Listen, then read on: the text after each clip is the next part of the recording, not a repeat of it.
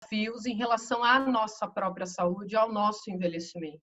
Então, tem um declínio, vamos dizer assim, biológico, né? A gente vai sentindo o impacto no corpo, mesmo que a gente se sinta bem e tenha disposição para muitas coisas, é lógico, né? Somos adolescentes ainda, se a gente for olhar a gente quer se ver como adolescente se a gente for olhar numa jornada de vida inteira e tem muito tempo pela frente, mas também já tem a vida biológica batendo na porta, com um ritmo um pouco diferente, talvez com um olhar que a gente precise ter para a nossa saúde diferente, mas ao mesmo tempo que há um certo declínio biológico, há um certo crescimento interno, psicológico e de outro tipo de conexão interna, psicológica. Eu vou explicar mais isso e acho que por isso também faz um momento muito especial. Tudo bem? Então, olha, eu quero falar um pouco dessa fase de desenvolvimento do ponto de vista das teorias de desenvolvimento humano, de fato. Então, se a gente for olhar o processo de desenvolvimento humano, deixa eu ver se eu arrasto para cá. Aí. Se a gente for olhar as teorias de desenvolvimento humano, essas teorias falam que a gente intercala períodos de maior estabilidade e transição. Então, tem fases onde a gente sente uma emergência de uma mudança de fase. Então, quando eu mudo da infância para o jovem adulto, do jovem adulto para a maturidade e da maturidade para a senioridade, todas essas transições aqui são momentos onde a gente está fazendo um balanço da fase anterior.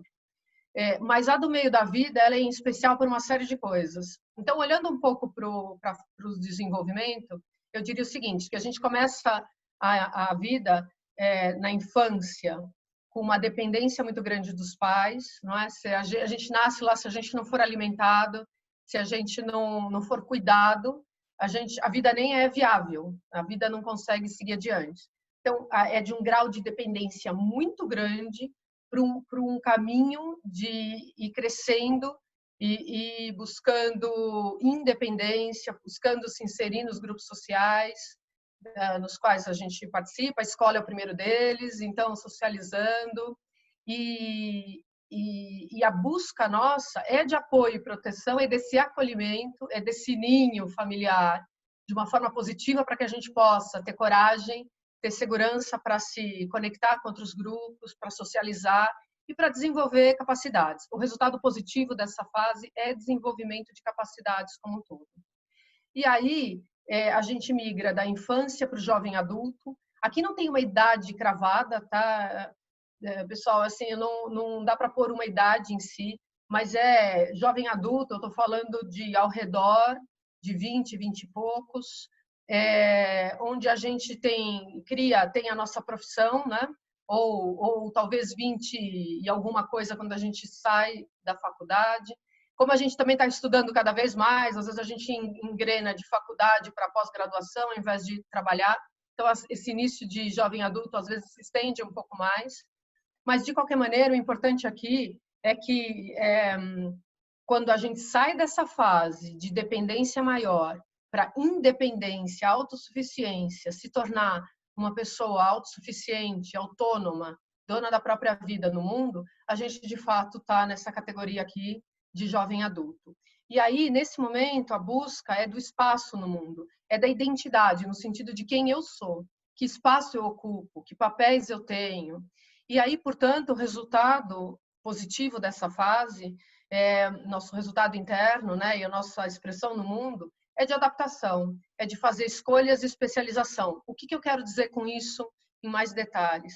É que se eu conquistei meu espaço no mundo, eu adaptei ao que os outros esperam de mim, eu respondi positivamente ao que a sociedade espera de mim, aos grupos que eu participo, a partir de quem eu sou, mas com uma certa concessão também do que é esperado de mim, para que eu possa ser aceito. Essa é uma fase onde a nossa adaptação, onde a nossa inserção na sociedade é a ênfase principal. E para fazer isso, eu faço as minhas escolhas, o mais próximo possível do que tem a ver comigo, mas eu também faço concessões, às vezes eu não respeito 100% só o que tem a ver comigo, porque eu quero ser aceito. E eu me especializo em coisas. Se eu escolhi medicina, não dá para ser psicóloga. Se eu escolhi e dou prioridade a interações humanas, eu tenho menos tempo de reflexão. Quer dizer, eu posso pensar nessas escolhas do ponto de vista de escolhas profissionais e de escolhas de personalidade, do jeito que eu atuo e do jeito que eu circulo no mundo. Então, essa é a fase do jovem adulto. Aí, na sequência, vem a maturidade. Então, a maturidade, aqui, de novo, não é uma idade cravada, mas é uma fase onde, depois de eu ter encontrado meu espaço no mundo, ter descoberto melhor, vamos dizer assim, a minha identidade e os meus papéis, profissional, pessoal, quero casar, não quero casar, quero viver sozinho, que tipo de escolhas eu faço para mim, vem um momento aqui onde há uma mudança de ênfase. A ênfase é menor em independência e autossuficiência, até porque eu já sei. Eu já sei que eu sou capaz, eu já conheço capacidades, eu já achei a minha carreira, eu já me estabeleci a partir da minha carreira, eu já coletei sucessos, fracassos também, como faz parte, mas eu sei do que eu sou capaz, né? E eu me adaptei, eu sou aceito. Mas aí, só se aceito não é o suficiente. A minha necessidade, a minha vontade, essa emergência, essa ênfase interna, é se tornar quem a gente é tornar-se íntegro e singular. Quer dizer, quem eu sou, o que faz sentido para mim. Então, é uma fase muito grande de redefinição da identidade, né? É uma reescolha dentro das escolhas que eu fiz antes. Quer dizer, o que de fato traz significado e tem mais a ver com o que eu sou. Se eu tive que fazer concessões para os outros, para os ambientes, para me sentir adaptado e para ser aceito, agora eu vou rever as escolhas que eu fiz e as concessões que eu fiz para que eu possa viver uma vida que tem mais a ver comigo, com o que é importante para mim. Por isso é uma fase de significado. O significado é super importante aqui. E o resultado positivo dessa fase é uma integração interna maior, eu me sinto mais integrado, mais inteiro. Íntegro também, tornar-se íntegro e singular é isso, é me tornar inteiro com aquilo que eu sou. E aí, revalidar escolhas, ou olhar para as escolhas que eu fiz e reescolher é importante, né? Às vezes eu nem reescolho tanto, eu já estou bem próximo do que me representa. Às vezes eu tenho que revalidar escolhas fazendo grandes mudanças, mas esse é o resultado positivo. E por último, a fase da senioridade, deixa eu arrastar aqui, é uma fase de amplitude interior, quer dizer, eu amplio mais quem eu sou, eu me aproprio cada vez mais, então eu costumo dizer que é uma fase muito grande de sabedoria, e aqui a busca é de um senso de integridade da vida, né, de ser íntegro num nível muito maior, quer dizer, um aprofundamento da maturidade. E retribuição para o mundo, a partir de tudo que eu sou, o que eu devolvo para o mundo também é o resultado mais importante dessa fase. No meio de tudo isso, vem o meio da vida. Quer dizer, o meio da vida, de todas essas transições, da infância para o jovem adulto, que aqui tem uma mudança, mas tem uma continuidade em termos de autonomia e autossuficiência. E aqui da maturidade para a senioridade também tem uma transição, mas tem uma continuidade de me apropriar mais de quem eu sou. A grande mudança de ênfase, o grande boom de desenvolvimento, aqui eu diria, por ser uma mudança de ênfase, né? Porque aqui na infância tem muito desenvolvimento de capacidades e tal, mas como mudança de ênfase é o meio da vida. Porque eu venho de todo um caminho de adesão e adaptação à sociedade, aos outros, a partir do que eu trago, não é? Um ator num palco, ele representa um personagem, a partir daquilo que ele tem dentro. Então, eu me adapto ao mundo a partir daquilo que eu sou. Mas tem uma ênfase em adaptação, em autossuficiência, e aqui é uma virada, onde a busca é de se recolher para dentro, de descobrir quem eu sou e de devolver para o mundo a partir daquilo que tem mais significado para mim, ao invés de tanta adaptação. Então, é uma grande fase intermediária. Se a gente for olhar através de várias óticas diferentes, eu diria que o meio da vida, eu trouxe 3 analogias aqui para o meio da vida. Tem algum eco de novo de microfone. Eu já vou dar uma parada para ver se tem perguntas. Olha, então eu trouxe 3 óticas diferentes. A primeira é uma ótica que o Jung fala, que é o meio da vida comparado ao pôr do sol. Que ele diz que na primeira metade da vida, infância e jovem adulto, é como se o sol estivesse crescendo no horizonte, iluminando para fora a terra. querendo estabelecer os raios e disseminar os raios na maior amplitude possível para fora. E o meio-dia é exatamente comparado ao meio da vida, onde o Sol vai inverter o seu sentido. Ao invés de querer estabelecer os raios para fora com uma amplitude maior, a ênfase maior é se voltar para dentro, para a redescoberta de quem eu sou. Isso não quer dizer que a gente não vá participar em sociedade e não vá querer ampliar a vida fora. Mas a ampliação da vida fora é a partir do que eu trago dentro. Por isso que o Sol inverte o seu sentido. E esse é o convite do meio da vida, para a gente inverter o sentido, para olhar para dentro e para participar fora e iluminar fora a partir de um lugar muito mais profundo de quem a gente é. A segunda analogia ótica é do Murray Stein, que é um junguiano também, que é um seguidor de Jung, que escreveu um monte de livros super interessantes, e ele diz que o meio da vida é comparado a uma paleta de cores. Então, na primeira metade da vida, a gente selecionou, se especializou, aquela coisa da especialização que eu falei antes, em determinadas cores. A gente escolheu algumas cores e pintou um quadro da vida a partir dessas cores. E o meio da vida é o convite para a gente redefinir ou ampliar, escolher mais cores, ampliar essa paleta de cores, né? E pintar um quadro mais colorido. E por último, eu não trouxe o autor aqui porque muita gente disse isso, eu não sei quem foi o primeiro e o mais importante, mas é a ideia do meio da vida como um renascimento. Se fala muito que é o terceiro nascimento nosso. O primeiro nascimento é quando a gente nasce, de fato. O segundo é a adolescência, porque tem aí se apropriar da identidade de quem a gente é muito grande, né? Com a separação dos pais, a escolha profissional e uma série de encaminhamentos na vida. E o terceiro, super importante, é o meio da vida, porque a gente pode renascer de uma forma mais inteira para quem a gente é, para aquilo que a gente é. Então, a gente está aí, todos nós, nesse call, de certa forma, todos, acho que com questões do meio da vida, de alguma maneira. Então, é nosso terceiro nascimento, a nossa terceira oportunidade de se encontrar mais com quem a gente é. Muito bem, perguntas, Gê? Tem perguntas até agora? Dani, não, por enquanto não, sem perguntas. Só temos elogios aí para você, na hora que você fez a sua bio e tudo mais. A Juliana, a Cris Araújo, a Renata Sansoni, mas sem perguntas aí. Legal. Vamos que vamos, então. Os comentários todos, perguntas, questões, são super bem-vindos. Bom, muito bem, seguindo. Então, o meio da vida é esse convite. Queria arrastar diferente agora. É esse convite para a gente embarcar numa viagem e se tornar muito mais individual. Individual nesse senso de... individual nesse senso de nos tornarmos quem a gente é. Não é individualista, nem egoísta, nem outra conotação qualquer que a gente possa pôr para o individual, mas sim, de fato, se tornar um indivíduo com tudo que a gente tem, com toda a nossa potencialidade. Por isso, né, embarcando nisso, propósito é um aspecto super importante do meio da vida. Eu falei, já contei um pouco para vocês antes, que busca de significado, não é? Significado da vida, significado de quem eu sou, significado das coisas para mim. É uma marca registrada aí do meio da vida. E propósito virou um tema da moda, de certa forma, eu diria, e super veiculado ultimamente, porque essa busca muito maior em todas as fases da vida de quem a gente está mais emergente, né?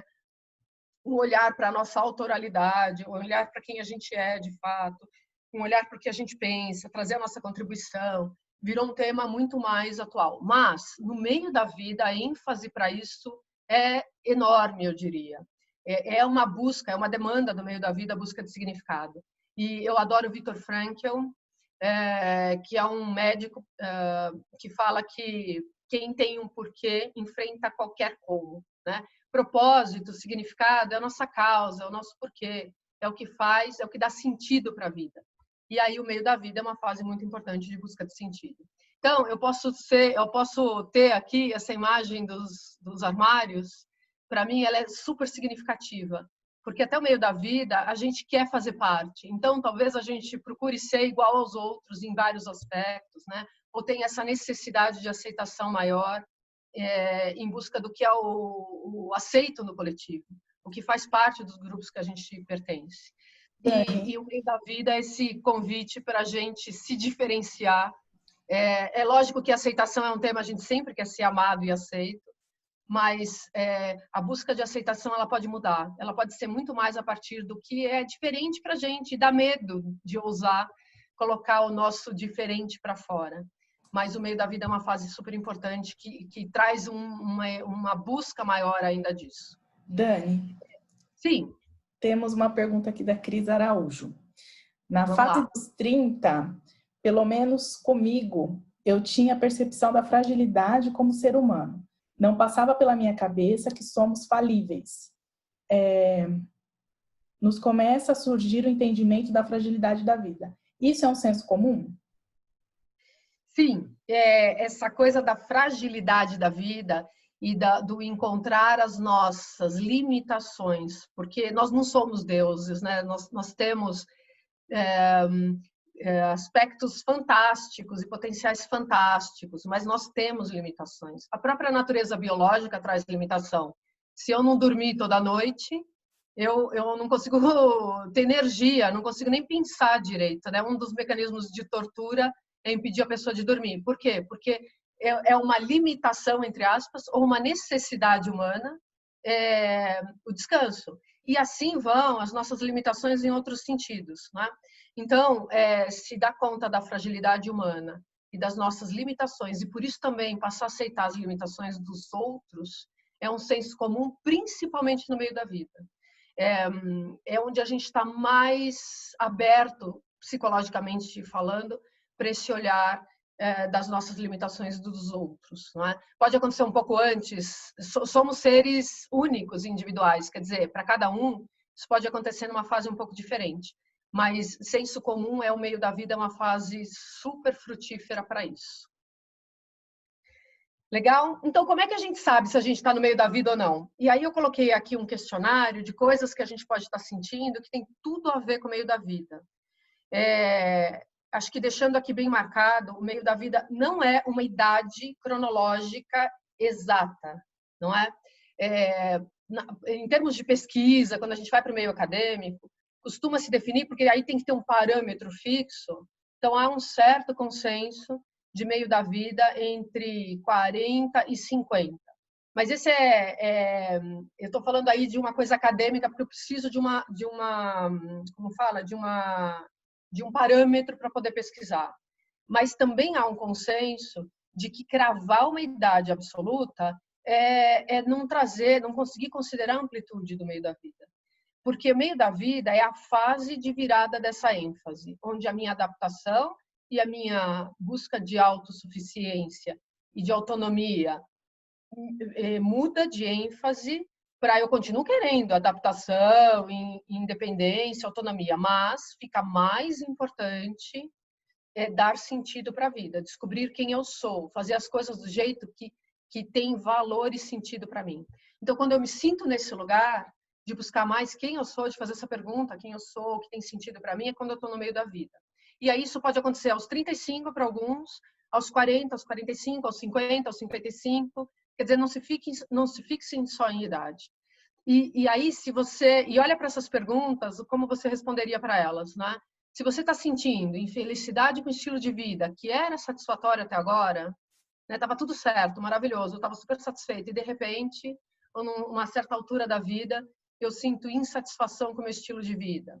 Ou, se eu tenho tédio, sinto um certo tédio com pessoas ou situações que foram de interesse até o momento. Ou, se eu tenho maior necessidade de aventura e mudança, né? Tem uma emergência de mudança muito grande em mim. Dúvidas sobre as escolhas que eu fiz na vida até agora e que tiveram validade, né? Mas agora não valem mais. Confusão sobre quem eu sou, já não sei mais quem eu sou. Eu atendo, né? Eu sou psicoterapeuta. Eu escuto muita gente chegando e falando assim: eu tinha tantas certezas, mas eu não sei mais quem eu sou. Parece que eu perdi a ideia, estou confusa, não consigo mais me definir.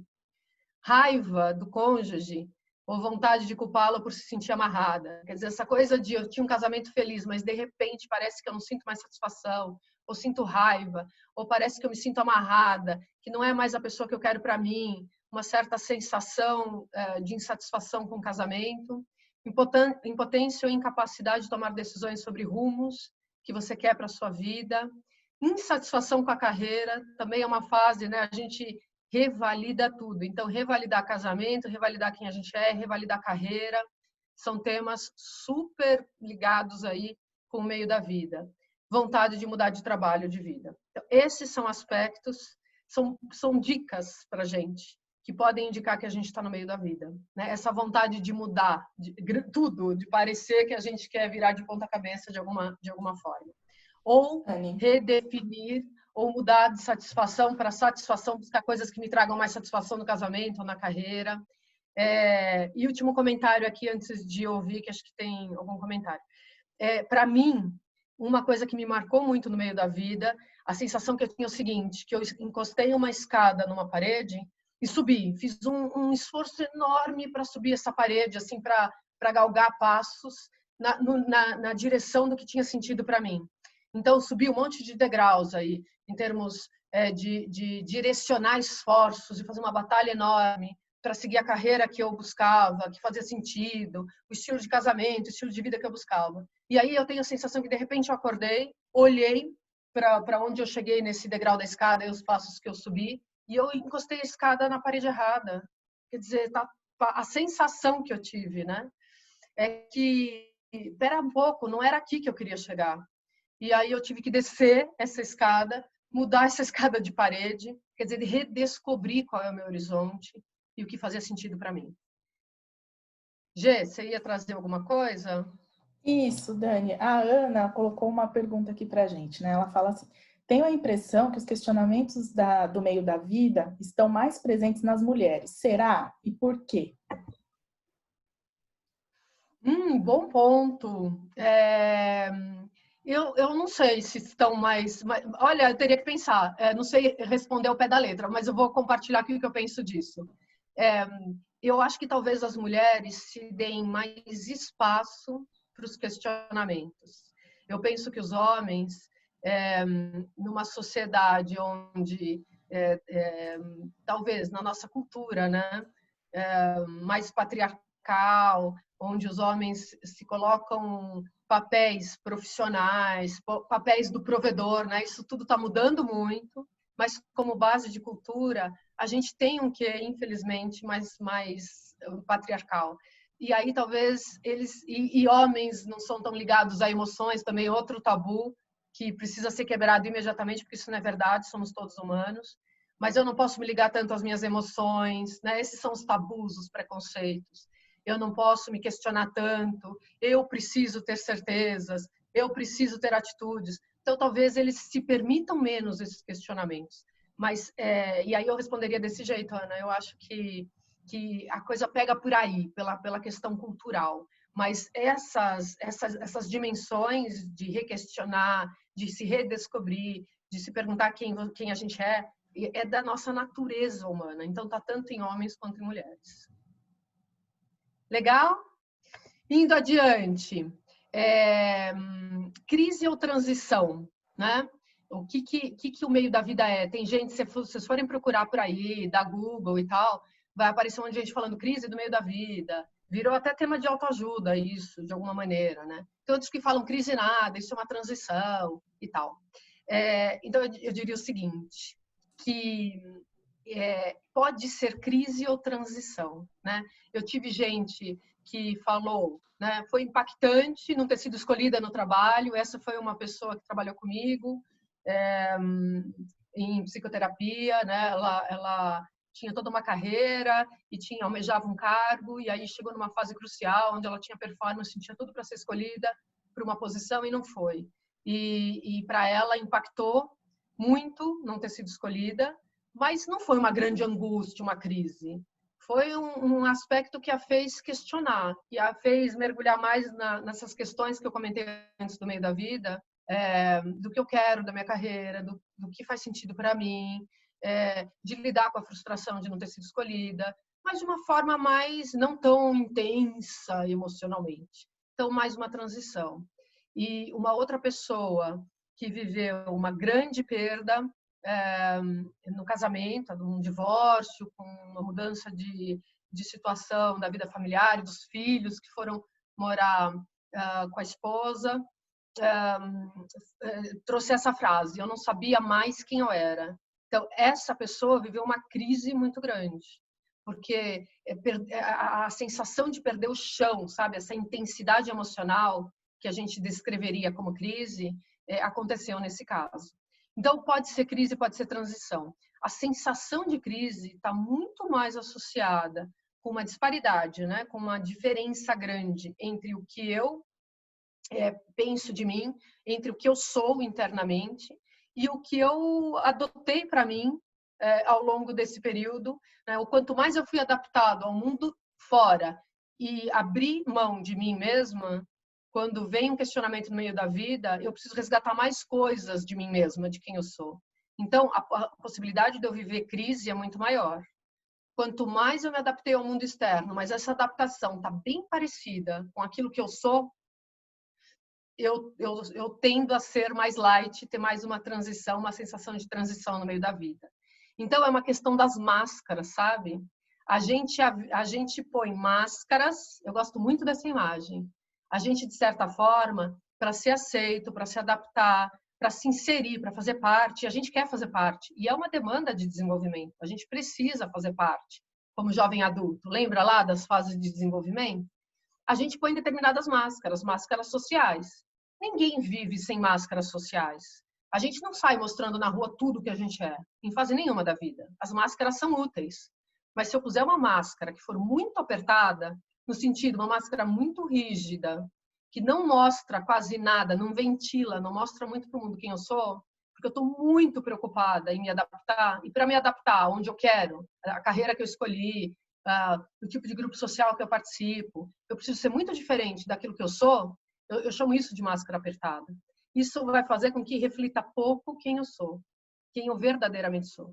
Então, a tendência de crise no meio da vida, porque tem uma diferença muito grande, eu preciso assimilar, eu preciso integrar, ou preciso tomar nas mãos, né? Tomar posse de quem eu sou de uma maneira muito maior, porque tem muita coisa que eu sou que eu não tomei posse. E olha, eu vou contar para vocês, isso tem muito a ver comigo. Eu, por uma série de coisas que não vem ao caso aqui, senão eu vou falar demais. Vou fazer um relato muito longo. Mas eu tive uma criação, uma família, onde, para me adaptar e ser aceita, a maneira como eu encontrei esse caminho, e para ser bem-sucedida naquilo que eu buscava, eu sinto que não foi exigido de mim. Fui eu mesma que acabei escondendo e acabei pondo máscaras, escondendo dos outros e pondo máscaras para muitos aspectos. Na carreira é clássico. Quem me conheceu antes pode até fazer um relato aqui, né?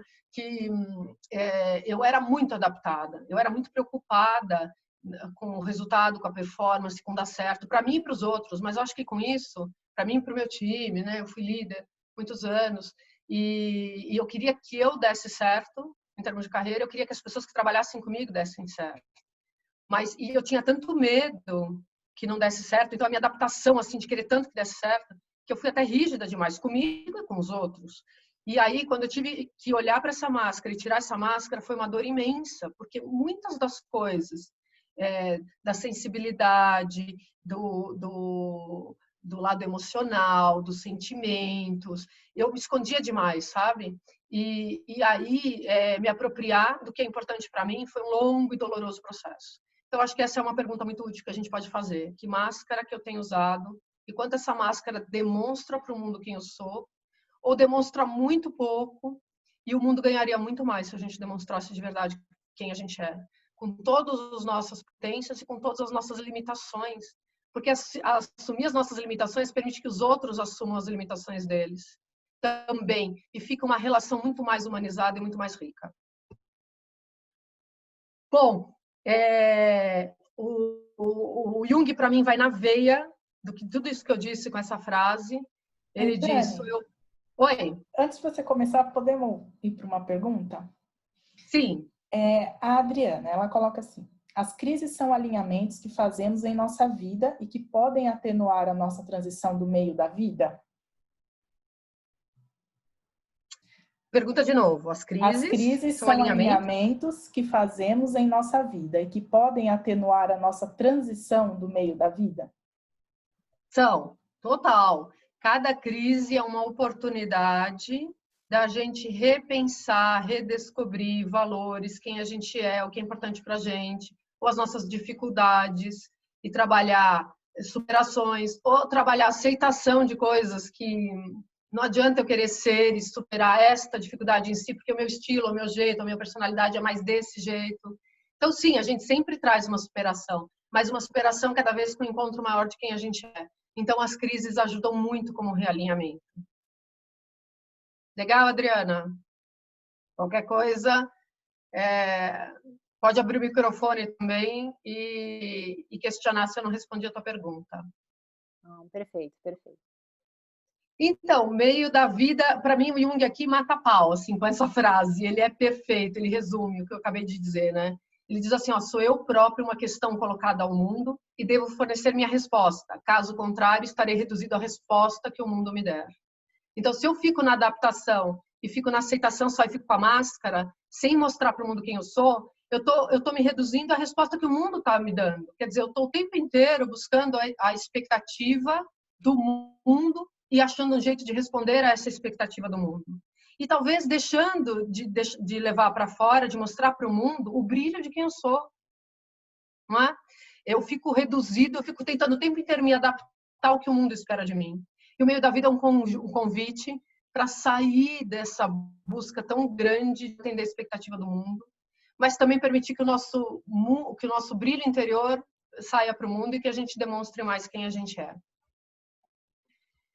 E aí, eu já vou fazer um recorte sobre carreira, específico sobre carreira também, mas antes eu quero trazer um aprofundamento um pouquinho maior sobre o que é essa jornada no meio da vida, né? Então, o que eu faço com tudo isso? Eu estou sentindo tudo isso.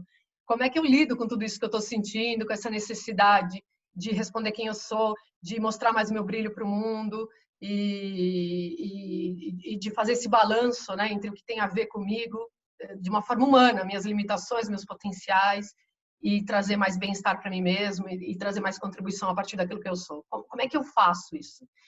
Então, eu diria o seguinte, olha, que o meio da vida, que é uma jornada, de fato, e ela tem 3 passos principais. Né? O Murray Stein é um cara que escreve muito sobre isso de forma brilhante. Então dá para a gente olhar através desses 3 passos, assim, para a gente didaticamente poder enxergar melhor esse caminho de como lidar com isso. Então, o primeiro passo é separação. Então, entrou no meio da vida, está cheio de questionamentos, vem uma fase inicial de separação, que é um processo de luto, de aceitação da perda, daquilo que eu não sou, da máscara e das coisas que eu queria, ou do esforço enorme que eu faço de aceitação. Eu estou que nem um ator no palco, de certa forma, representando um personagem que tem a ver comigo, porque senão não conseguiria representar, mas de uma forma que não é exatamente aquilo que eu sou.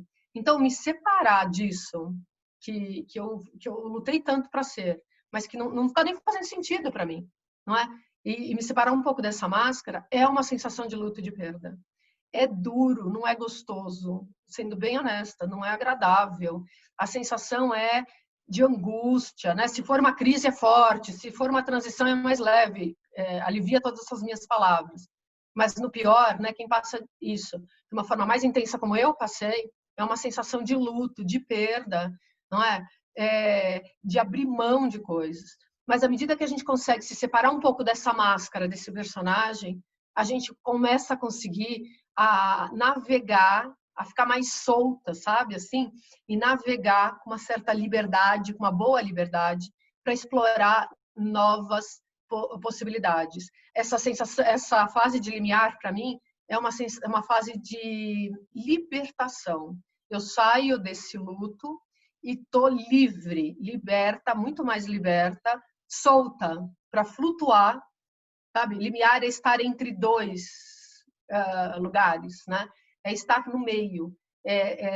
navegar mais solta para descobrir novas possibilidades. E eu não consigo descobrir novas possibilidades se eu não me separo um pouco daquilo que foi. Porque senão eu fico voltando ao que foi e não consigo explorar novas possibilidades. Então, uma certa separação dessa máscara, dessa personalidade, desse personagem que a gente representou, para poder explorar novas possibilidades e, a partir dessa exploração, integrar a nova personalidade, na integração, união, consolidação dessa nova personalidade, das novas descobertas, o que ficou para mim desse personagem, que tem muito a ver comigo, com as novas possibilidades de quem eu sou, para integrar isso, essa nova personalidade ao redor de um novo centro. Quer dizer, uma nova, como se a gente criasse um novo eixo, com uma nova definição, uma redefinição da personalidade, que é lógico que vai ter muito do que a gente era antes, mas ela está integrada ao redor de um novo centro. Vai ter muitas coisas novas também, dessas novas possibilidades que eu me permiti explorar. E aí, neste processo, a resolução positiva dessa jornada, para mim, em uma imagem, eu gosto muito de imagens, essa imagem que está aí. É uma sensação de apropriação e de um bem-estar maior, porque eu sou mais quem eu sou. E eu descubro que eu posso contribuir muito para o mundo a partir de quem eu sou. Então, essa sensação de bem-estar, ao final, porque eu contei para vocês que o processo não é simples. É uma sensação de angústia árdua, de exploração interna, de luto do que não serve mais e tal. Mas para inspirar vocês a fazer esse processo no meio da vida, o resultado final tem muito a ver com essa imagem, né? Quer dizer, eu estou num novo centro, a sensação de bem-estar é maior, e eu descubro aqui, um mundo para baixo. Tem muito potencial que eu já explorei, outros que eu nem explorei, e uma vida marinha, uma vida interna riquíssima. Então, essa é a resolução positiva quando eu faço esse processo. Essa é a resolução positiva desse novo encontrar aí, desse centro da personalidade, como transição ou crise no meio da vida. Eu pesquisei esse tema na psicologia clínica da PUC, eu fiz um trabalho de mestrado em psicologia, que é esse que está aí, um novo despertar, crise no trabalho e a transição do meio da vida, e eu entrevistei uma série de pessoas e trabalhei com as possíveis saídas, né? O que é a crise, como as pessoas se sentem na crise e tal.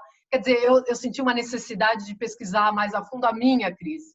E aí transformei isso num tema e fui em busca da pesquisa de como outras pessoas se sentiam na crise, viviam a crise. E eu encontrei na minha pesquisa 3 possíveis resultados. Quer dizer, a resolução positiva da crise, que eu mostrei para vocês em imagem anterior, é esse primeiro aqui, ó. Então, quem sai positivamente da crise viveu essa busca de si e tem, no final desse processo, uma ampliação de consciência maior, né? Uma ampliação. Eu conheço mais de quem eu sou, é isso que quer dizer, né? Então, eu conheço mais de quem eu sou, ampliei consciência, né? Tenho uma compreensão de mim mesma, de todo o meu potencial, de todas as minhas limitações, quer dizer, eu compreendo a minha humanidade, por isso compreendo a humanidade dos outros, que eu contava antes, não é? E implica num grau maior de bem-estar e de autonomia, para ser no mundo quem eu sou e para devolver para o mundo quem eu sou. Então, essa é a saída positiva. Mas existem também outras 2 possibilidades que eu encontrei nessa pesquisa. Uma é a adaptação. Então, eu tenho momentos de reflexão, mas eu não consigo mergulhar tanto assim em mim mesmo. Eu busco mais uma nova adaptação, um novo lugar de adaptação, que pode ser muito positivo também, não é?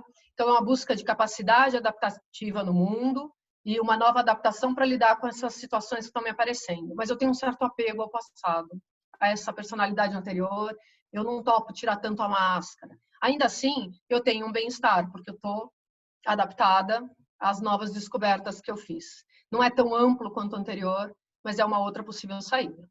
E a terceira é uma saída mais difícil, que é uma saída também. Tem pessoas que, de fato, ficam resistindo a esses questionamentos internos, não é? E ficam na dor. E aí tem um predomínio mais de frustração, de tentativa de culpar o mundo, né? Eu não consegui isso porque os outros, isso não dá certo para mim porque os outros. Então eu fico mais na culpa do mundo. Eu diria aqui, até de uma forma mais provocativa, mais vitimizada. Então, a pessoa olha para algumas possibilidades de reflexão, ela até se volta para algumas reflexões, mas elas são mais esparsas, ou seja, elas são menos reflexão. Eu entro menos na possibilidade de refletir em cima dessas perguntas angustiantes que aparecem e, portanto, não aprofundo e fico mais resistindo, culpando os outros pelo que não deu certo comigo. Sim. Alguém ia perguntar? Chegou aqui, Dani, uma pergunta do José Roberto. Para sair de um quadro de frustração, um dos caminhos seria a terapia? Sim. Então, o caminho é eu poder mergulhar nos questionamentos que vêm, não fugir deles, por mais difícil. A gente não foge porque a gente é covarde, é fujão, é qualquer adjetivo assim. A gente foge porque dói e é natural. E todos nós fugimos um pouco desses questionamentos em algum grau, porque eles são doloridos, não é? Se o fim da fase, aquele cenário bonito da ilha lá que eu mostrei, cheio de potencial embaixo, o caminho, eu talvez pudesse ter colocado uma imagem de entrar de galocha, de certa forma, num pântano, né? De mergulhar um pouco na lama, na dor, na água parada, ou qualquer imagem assim difícil, é uma trajetória difícil. E aí, para fazer essa trajetória, o bacana, a saída legal, é poder fazer essa trajetória, porque é bacana e saída legal, porque traz um senso de bem-estar e traz uma qualidade de vida interna para a gente, um sabor da vida diferente, mais positivo. Não vão todas as angústias embora. Viver tem um certo grau de angústia, mas é outra qualidade de experiência interna, porque eu estou mais apropriada, eu entro menos em conflito com o que eu sou, e eu acho meu lugar no mundo. Então, para fazer isso, José Roberto, para conseguir fazer a busca de mim mesma, a busca de si, a compreensão, eu preciso refletir. Tem gente que reflete muito bem sozinha, tem gente que reflete melhor com apoio, né? Então, a terapia, a psicoterapia, é uma busca de apoio para ajudar a entrar junto nesse lugar, nesse pântano, nessa lama. E entrando junto, às vezes, é muito mais fácil para a gente, porque a gente tem apoio. Eu fiz muita psicoterapia nessa fase, né? E foi muitíssimo rico para mim, porque me ajudou e me apoiou nesse momento de busca de mim. Me ajudou a me apropriar mais, porque eu senti companhia, eu senti apoio para descobrir quem eu era. Então, psicoterapia é um caminho. Não é o único, a gente pode encontrar os nossos caminhos, os nossos espaços de reflexão, mas esse, sem dúvida nenhuma, é um. Legal, eu vou entrar, eu estou terminando eu tenho alguns poucos slides finais para entrar, para deixar mais para um bate-papo até as 11h30, e vou falar de carreira agora, de impacto profissional para as pessoas e para as empresas. E aí, para fechar essa fase, né? Então, como eu lido, eu tenho essas saídas possíveis, eu tenho os 3 passos que eu comentei, dicas aqui práticas de como lidar, de fato entender o fenômeno, né? Entender o que é o meio da vida, por isso me motivou tanto fazer esse talk, poder contar para as pessoas o que eu descobri, do que significa, em todas as pesquisas que eu fiz na psicologia, no desenvolvimento humano, nas teorias desenvolvimentistas, nas linhas diferentes da psicoterapia e da psicologia. Eu adoto uma abordagem muito junguiana, da psicologia analítica, mas eu fui pesquisar em várias linhas diferentes o que é esse fenômeno do meio da vida. E eu acho que entender me ajudou, acho que entender que o que a gente está passando não é que a gente está errado, né?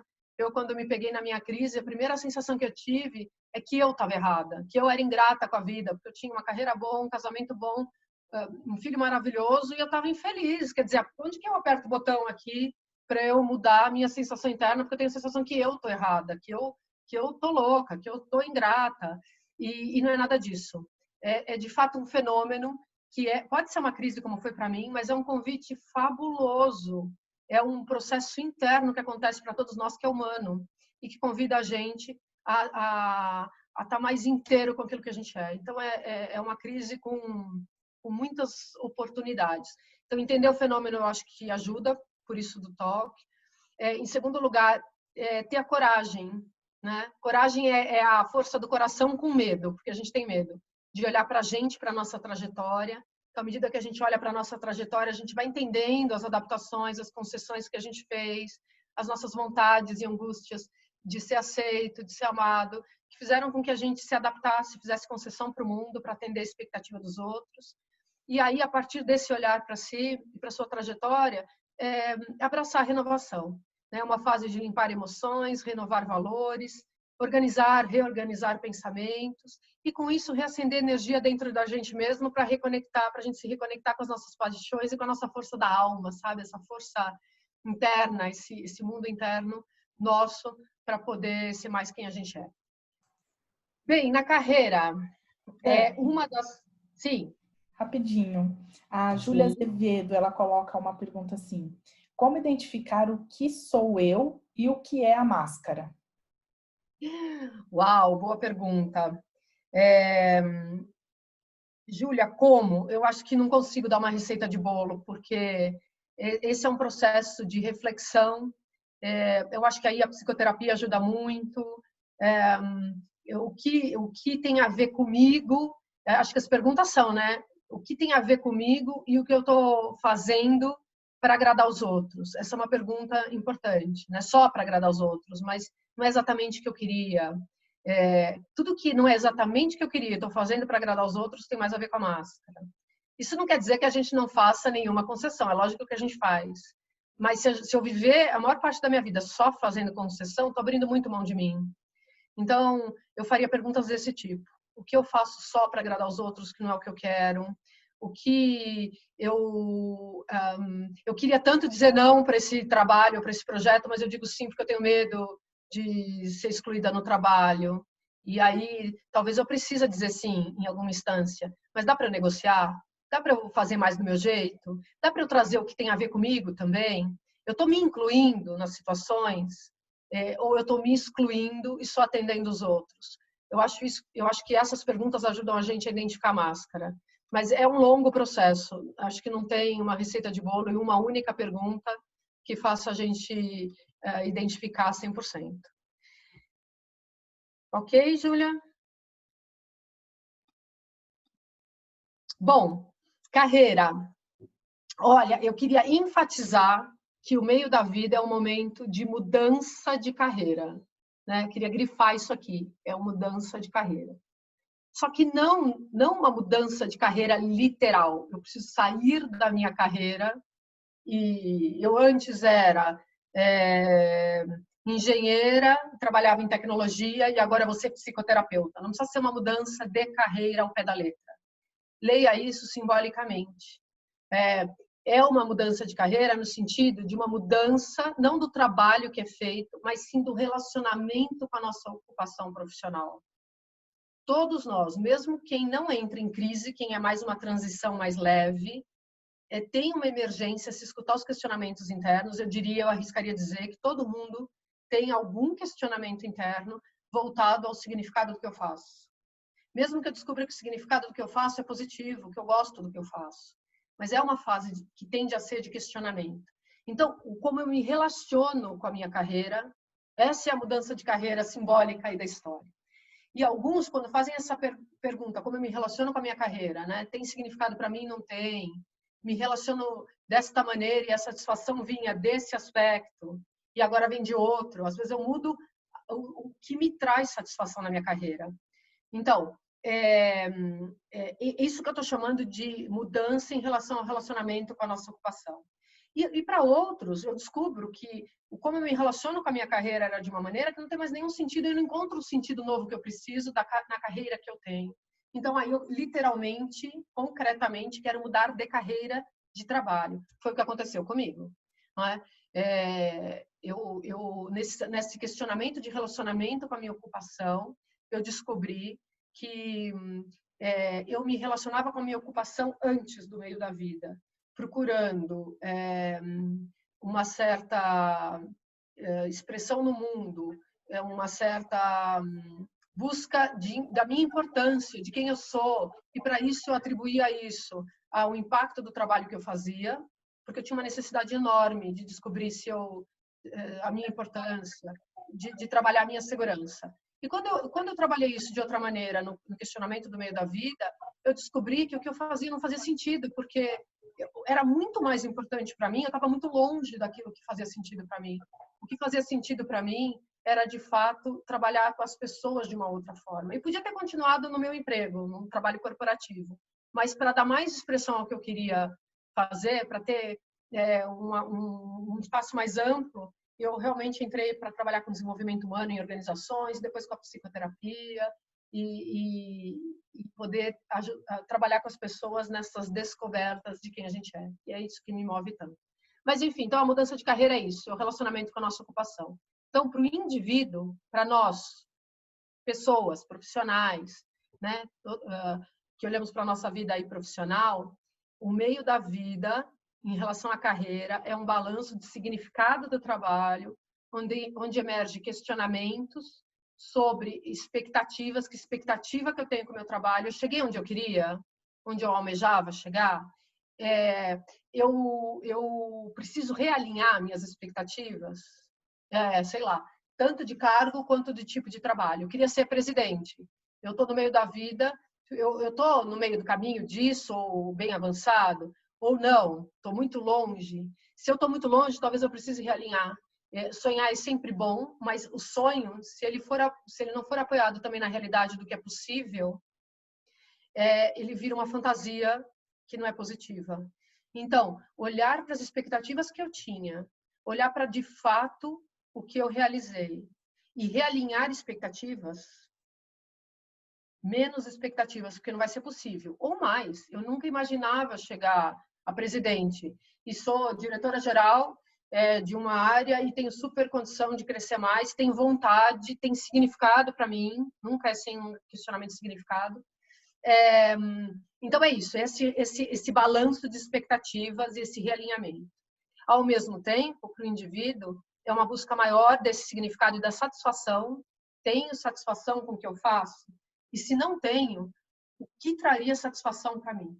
E também tem uma emerge para a gente uma necessidade de legado. Muitas pessoas no meio da vida relatam que legado que eu vou deixar, como eu contribuo para o mundo e para os outros.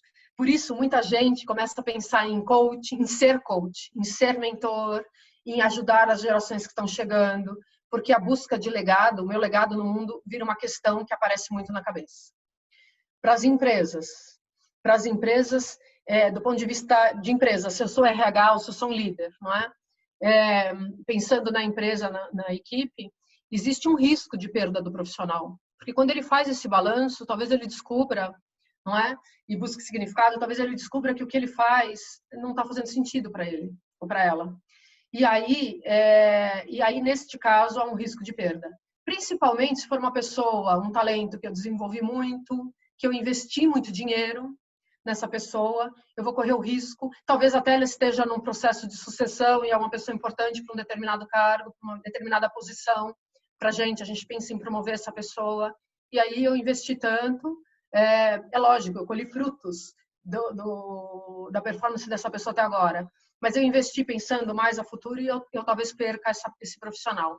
Então, ao mesmo tempo que aparece um risco, aparece uma oportunidade também, que à medida que eu ajudo essa pessoa a olhar para o significado do trabalho dela e ajudo essa pessoa a realizar o significado do trabalho dela, eu aprofundo a contribuição, eu trago a oportunidade de aprofundar a contribuição dessa pessoa para a empresa. Então, o que traz significado para essa pessoa é um executivo de vendas, e o que traz significado para essa pessoa é o legado e a contribuição com as gerações que vêm, ele pode participar de um programa interno para ser mentor de outras pessoas em outras áreas. Quer dizer, ele vai contribuir, essa pessoa, ele ou ela, vai contribuir ainda mais, porque eu vou ajudá-lo, ao mesmo tempo, a realizar, a trazer mais significado para o que ele faz, e ele vai, então, ampliar o pertencimento dele. Eu vou colher dessa pessoa uma ampliação do pertencimento, a empresa vai fazer mais sentido ainda para a pessoa e o que ela faz, ela vai contribuir ainda mais, porque ela vai contribuir em cima daquilo que ela busca e que ela espera. Ok? Bom, perguntas sobre carreira?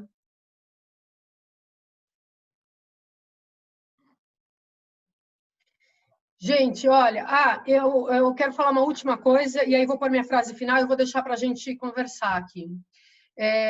Do ponto de vista de empresa, eu, muito recentemente, porque esse tema todo de impacto na empresa e de olhar da empresa é recente, tem 10 anos, os últimos 10 anos.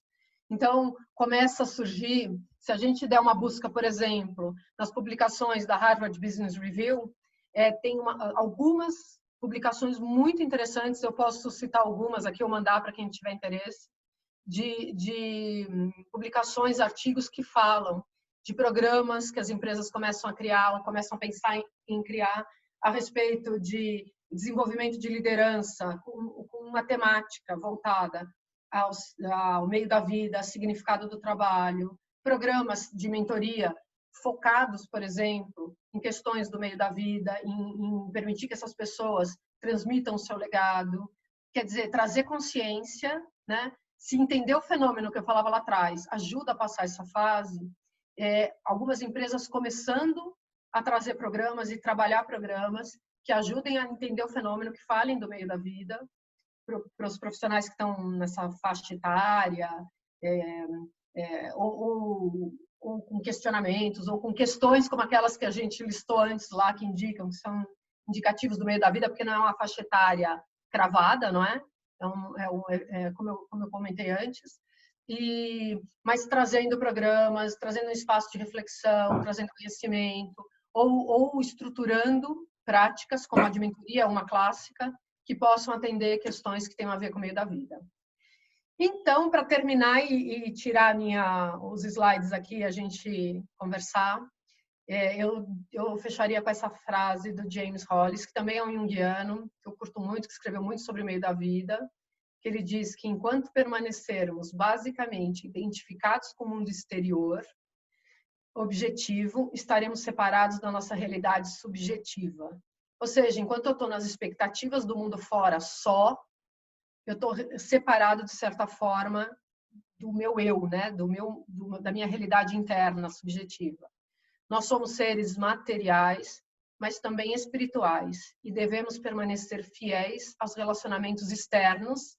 É lógico que a gente quer participar do mundo, mas também nos tornarmos a pessoa que somos destinados a ser. Então é isso. Estou muito feliz de ter feito essa apresentação, muito feliz da participação de todos vocês, né? Como é um tema muito sensível para mim, porque eu passei a minha crise, é muito gratificante poder contribuir, trazer um olhar, trazer uma conversa sobre isso. E muito agradecida à Casa Merlina por esse espaço, por essa parceria e por essa possibilidade de eu ter falado e feito essa conversa hoje. E aí, queria deixar, estou com vocês, para, se alguém quiser comentar, quiser fazer alguma pergunta, só abrir o microfone. Talvez a gente precise da ajuda da Gê, se muita gente quiser falar, só para a gente se organizar e poder conversar, todos podemos conversar, mas estou aqui para esse bate-papo com vocês.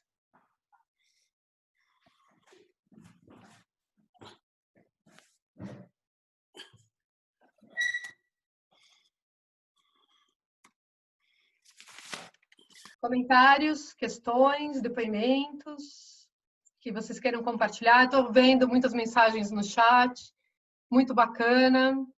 Obrigada aí pelos comentários. Quem está me pedindo mais material, eu vou mandar. Depois vou olhar todos os comentários com atenção e responder quem me pediu mais coisas. Quem me pediu mais coisas, deixa um e-mail para mim, ok? Ou me manda, eu vou pôr meus dados aqui, talvez seja útil fazer isso. Aqui no final eu deixa eu só publicar um minuto aqui os meus dados de contato. Está aqui. Tem meu telefone, tem meu e-mail. Entrar em contato comigo, me pedir mais material ou qualquer coisa, eu estou à disposição.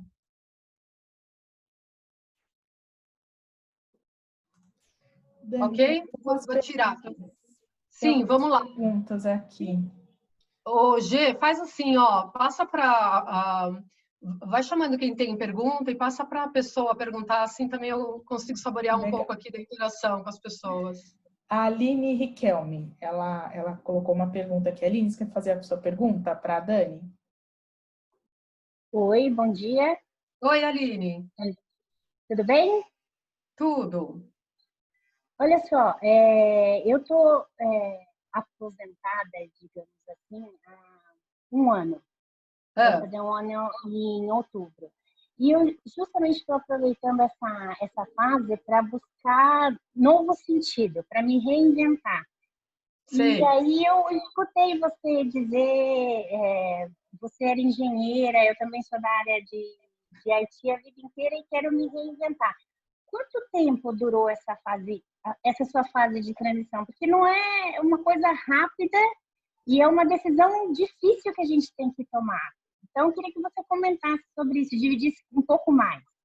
Tá bom, claro, Aline. Nossa, não é nada rápida.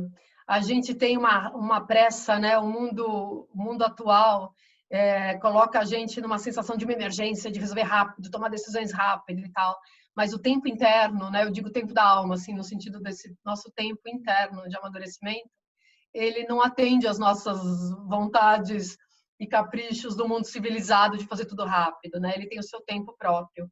Olha, para mim, eu nem sei em termos de anos, mas eu vou dizer que foram anos para eu passar esse processo inteiro. Eu comecei a me questionar, eu tinha questionar forte, né? Me questionar para valer. Eu tinha uns 35 anos, eu me achei errada, eu passei por várias fases, né? Esse de querer apertar o botão que eu tinha tudo ótimo na vida e não tava insatisfeita, e a descobrir que não era eu a errada, que isso podia acontecer, e fiz psicoterapia por acho que uns 3 anos, pelo menos, para chegar a essa conclusão que não era eu a errada. E aí eu comecei a me abrir para o limiar lá, para transitar um pouco mais por novas possibilidades. Aí eu saí do emprego que eu tinha. Eu tinha tanto medo de saltar para uma nova carreira, mas eu nunca tinha parado de trabalhar. Eu emendei um trabalho no outro. Aconteceu para mim assim das transições de empresa que eu fiz. Eu nunca tirei um período maior. Então eu me permiti um ano sabático. E assim, eu vou ser bem honesta, um ano sabático, porque é, eu aderi às N conversas aí, escutei muitos depoimentos eu entrei nesse modismo, né, do ano sabático, porque era a decisão que eu tolerava tomar. Eu conseguia me permitir um ano fora do mercado, para daí, a partir desse um ano fora do mercado, repensar. E se eu descobrisse que eu queria voltar para a vida corporativa, eu achava que um ano ainda era um bom tempo, super bom tempo, para me recolocar, né? E era o que eu conseguia tolerar. E aí eu saí um ano sem planos. E aí as coisas, quando eu me soltei mesmo, no meu caso, né, essa é a minha experiência, me soltei mesmo no vazio, de não saber o que ia ser, eu acho que consegui alinhar coisas que faziam sentido, e interesses foram surgindo, e daí eu fui para a psicologia, e fiz o mestrado, e fiz formação, e me realinhei. Mas assim, ó, isso não quer dizer que todo mundo tenha que sair do emprego e se soltar. Eu estou contando como foi para mim, né? Isso é uma questão muito pessoal minha, do que eu precisava e da maneira como para mim funcionou o realinhamento e a redescoberta. Mas eu diria que ao todo foram uns 5, 6 anos, pelo menos, eu chutaria, intensos. Porque aí, quando você também começa uma nova carreira, tem todas as coisas que eu não sei, os primeiros projetos, né? Os meus primeiros projetos foram organizacionais, e me colocar como consultora, eu não sabia ser consultora, eu tinha até o conhecimento teórico, mas como é trabalhar do ponto de vista de consultoria, enfim, foi um longo processo. Hoje eu estou beirando quase 50, está bem pertinho, já aos meus 50, e tem de alguns anos para cá, né, eu comecei a nova carreira, diria, me estabelecendo profissionalmente mesmo, na nova carreira com os 40, então tem quase 10 anos. E hoje é lógico que eu tenho muito para aprender, mas eu me sinto sólida, sabe? E alinhada com o que eu quero e cheia de paixão para aprender cada vez mais, para trabalhar cada vez mais projetos e por aí vai. Ou na psicoterapia, que é uma outra paixão, porque é um lugar ainda mais profundo de falar do desenvolvimento. Mas, enfim, é um longo processo. Aline, eu não posso dizer para você que é simples, trivial, mas eu posso dizer que é altamente, assim, recompensa demais, porque Eu acho que é isso que eu disse. A vida sempre tem uma dosezinha de angústia. A gente nunca está 100% resolvido com tudo, não existe, não é? Mas eu acho que a sensação que eu tenho de alinhamento interno, de bem-estar, de fazer o que eu amo e de poder assumir minhas limitações e me conectar dessa forma mais humana com todo mundo, faz muito sentido para mim. Muito obrigada e parabéns pela sua garra, sua tenacidade e sua coragem. Te admiro por isso. Obrigada mesmo. Obrigada, Aline. Ó, vai fundo aí que faz muito sentido. Tô contigo na sua busca, na sua nova busca. Obrigada. Mais perguntas? Eu tenho uma pergunta. Oi, Rê, diga. É comum as pessoas se voltarem para o desenvolvimento espiritual nessa fase posterior ao meio de vida? Porque me chamou a atenção uma coisa que você colocou, que a sensação de crise ela está muito associada à disparidade entre a concepção interna e a personalidade adquirida. Né? Sim. Então, até um determinado momento, eu fiz muita terapia na fase jovem, que me ajudou muito a plantar boas sementes e a estruturar um pilar na fase adulta, né? Então, formação do ego me ajudou muito. Depois começou a me atrapalhar. Então, ou eu voltava para uma terapia numa fase mais senioridade, porque eu já estou seguramente numa fase de senioridade, né? E isso tem ajudado a trabalhar essa questão do ego e do desprendimento, né? A gente se apega a todo tipo, a nossa forma de vida, né? Então, a pergunta é comum isso? As pessoas buscarem o desenvolvimento espiritual? Total, Jane.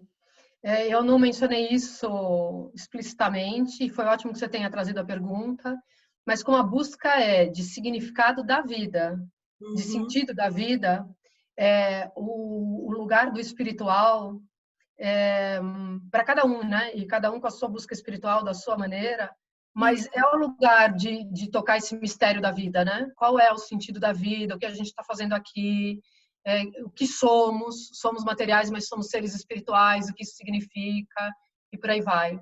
Então, uma busca desse aprofundamento do sentido da vida, e, portanto, desse lugar espiritual, que pode ser via religião ou não, né? Espiritual pode ser uma busca, inclusive, religiosa ou não, ou ela pode ser a maneira de cada um buscar o espiritual, está totalmente ligado ao meio da vida.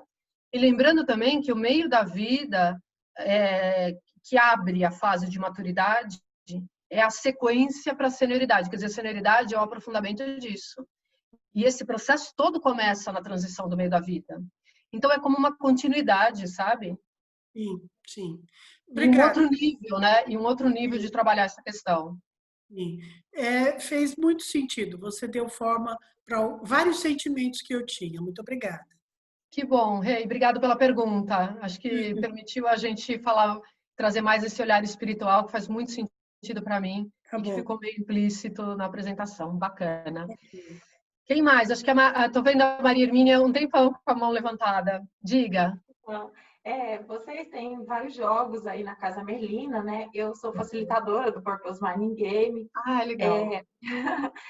O meu roteiro é espiritual e é espiritual com a religião. É um dos meus valores, dos meus pontos fortes, é a espiritualidade, e a minha é cristã. Mas não é disso que eu quero falar. Eu queria em estação de games, se você conhece. Eu gosto muito da gamificação, eu acho ela muito útil para trabalhar isso de forma leve, né? Se você tem indicação de games que podem nos ajudar nesse caminho, tanto para nós, que estou em transição, mas também para a gente oferecer, né? Claro. Muito legal. Eu conheço o Purpose Mining, acho muito legal, né? Que você é facilitadora. Eu também trabalho com alguns games, né? Sou parceira da Grazi em alguns games, e a gente desenvolveu o jogo do protagonismo. E a gente tem trabalhado com o Purpose Mining para a busca do propósito, para olhar para o propósito, né, uma maneira lúdica, divertida e profunda ao mesmo tempo, que acho que os jogos fazem isso, para a gente buscar propósito. E aí, à medida que a gente identifica um propósito, um significado e uma causa importante, usar o jogo do protagonismo para olhar como a gente pode protagonizar no sentido de como que a gente pode levar esse propósito para o mundo. Então, é um caminho gamificado. Se eu descobrir outros depois no futuro, posso te falar, mas hoje eu vou advogar em causa própria porque o jogo do protagonismo eu e Grazi que criamos, mas além disso é o único que eu conheço que poderia ajudar a trabalhar junto com o Purpose Mining nessa sequência. Eu joguei recentemente com a Grazi, eu estou encantada. Que legal. E a última pergunta, se você fez o curso de psicologia. Meu caminho também, eu sou industrial, farmacêutica industrial, né, com 18 anos de carreira nisso, mas aí nos últimos anos estou no serviço público na Secretaria de Saúde. Hoje eu trabalho com gestão de processo de negócio, que está ligado a isso também, né? A gente tem Mas eu queria saber se você fez uma faculdade, quando você resolveu fazer sua transição, você fez a faculdade de psicologia ou você fez psicoterapia? Eu fiz psicoterapia, eu fiquei muito nessa dúvida. Eu fiquei muito na dúvida de fazer a faculdade ou de fazer uma especialização, mas que é um curso equivalente a um curso superior, né, uma faculdade, mas mais especializado na psicoterapia. E no Brasil a gente tem esses dois caminhos. A gente tem a psicoterapia, que é um caminho... a gente tem a psicologia, que é um caminho da psicologia amplo, né? Eu vou estudar a psicologia da educação, hospitalar, organizacional, e que te permite trabalhar em qualquer uma dessas áreas depois. Ou a psicoterapia, que é uma das áreas da psicologia.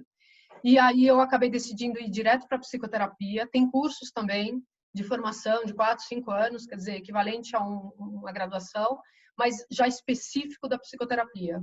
E que aí te permite, quer dizer, não vai te habilitar a ser uma psicóloga, por exemplo, organizacional, mas te permite trabalhar com a clínica. E como eu descobri que a minha paixão era a clínica, porque no organizacional eu fiz formação específica para trabalhar com organizações, formações de grupo. Posso indicar se você quiser também. Tem formação longa, de 1 ano e meio, 2, para olhar a dinâmica de grupo. Mas é um olhar específico organizacional diferente, aí, né?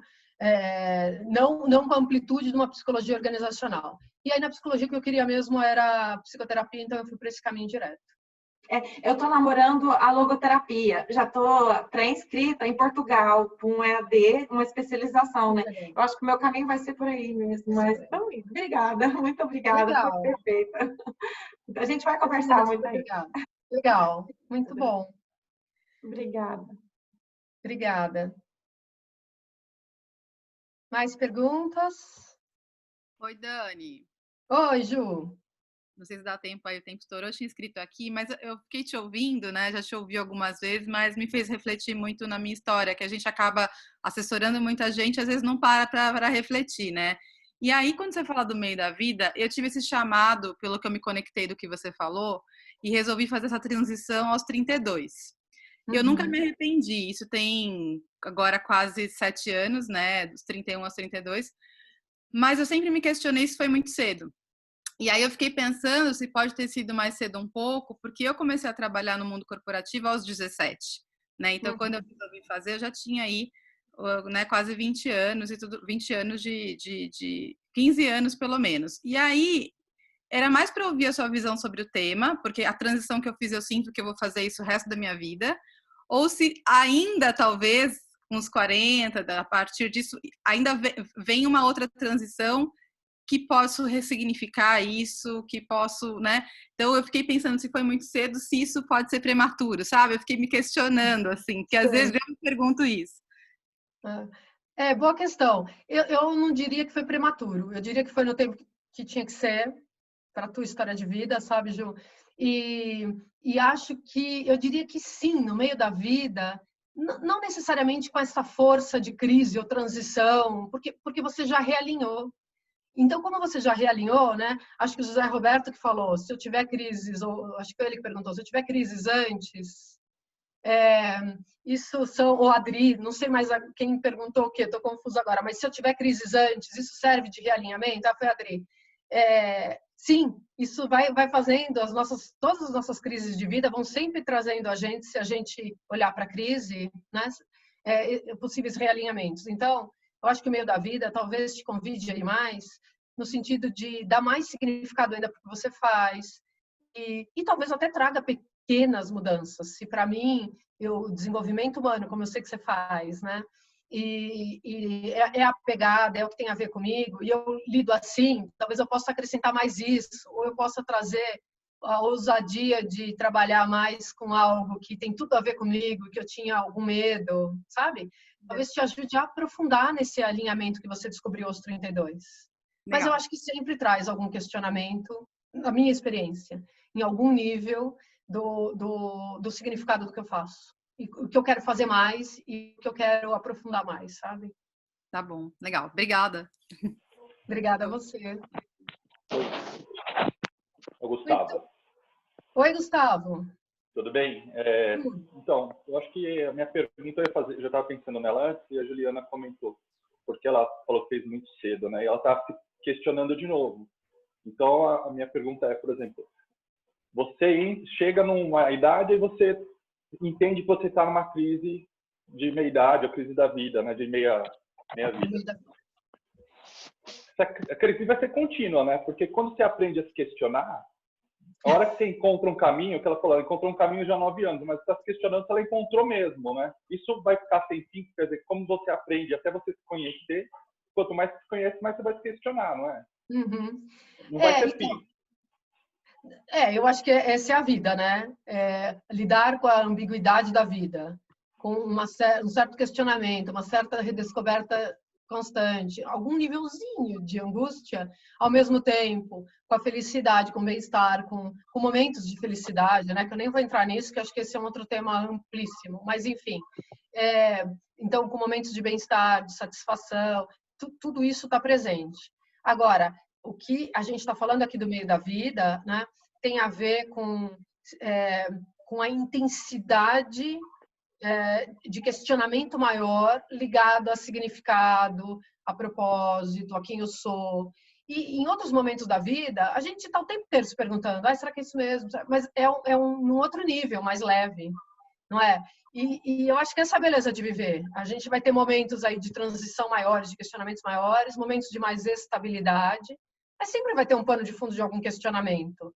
Acho que desde que a gente pensa e sente, tem emoções e pensamentos, a gente lida com questionamentos e com descobertas, né? Ao longo da vida inteira. Mas eu acho que é da intensidade que a gente está falando, sabe, Gustavo? E uma vez descoberto, a própria Ju falou isso, né? Ela se questionou muito aos 32, fez uma mudança, e agora os questionamentos talvez que ela tenha de carreira são questionamentos muito mais leves, né? São coisas só, que legal, descobri mais isso, podia fazer isso a mais, ou isso aqui não está me servindo, vou largar esse workshop, sei lá, para tentar trazer um exemplo. E a intensidade muda. Legal? Respondi? Muito bem, gente, 11h36, vou encerrar. Foi muitíssimo bom. Assim, eu agradeço demais a possibilidade que vocês me deram de estar sentindo esse bem-estar, de ter falado de um tema que eu curto tanto. E não dá para falar se não tiver gente que queira discutir, que queira conversar também sobre o tema. Então, super grata a todos vocês. Um beijo muito grande, viu? E foi bom ver várias pessoas conhecidas aí que eu não via há tempos. Muito bom. Um beijo. Vou encerrar, gente. Tchau, tchau.